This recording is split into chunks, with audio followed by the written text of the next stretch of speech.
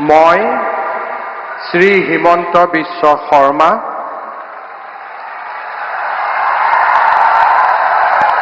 ঈশ্বৰৰ নামত শপত লওঁ যে বিধিৰ দ্বাৰা স্থাপিত ভাৰতৰ সংবিধানৰ প্ৰতি মই প্ৰকৃত বিশ্বাস আৰু আনুগত্য পোষণ কৰিম। মই ভাৰতৰ সাৰ্বভৌমত্ব আৰু অখণ্ডতা অক্ষুণ্ণ ৰাখিম।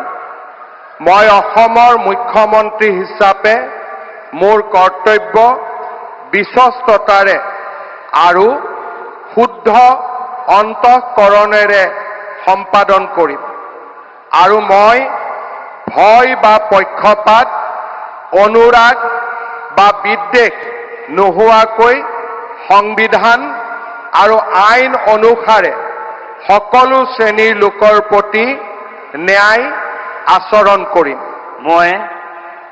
মই শ্ৰী হিমন্ত বিশ্ব শৰ্মা ঈশ্বৰৰ নামত শপত লওঁ যে মই অসমৰ মুখ্যমন্ত্ৰী হিচাপে মোৰ কৰ্তব্যৰ যথাযথ সম্পাদনৰ বাবে আৱশ্যক হোৱাৰ বাহিৰে মই এনে বিষয় যি অসমৰ মুখ্যমন্ত্ৰী হিচাপে মোৰ বিবেচনাৰ বাবে অনা হ'ব বা মোৰ জ্ঞাত হ'ব তেনে বিষয় মই কোনো ব্যক্তি বা ব্যক্তিসকলৰ ওচৰত প্ৰত্যক্ষ বা পৰোক্ষভাৱে অৱগত বা প্ৰকাশ নকৰিম।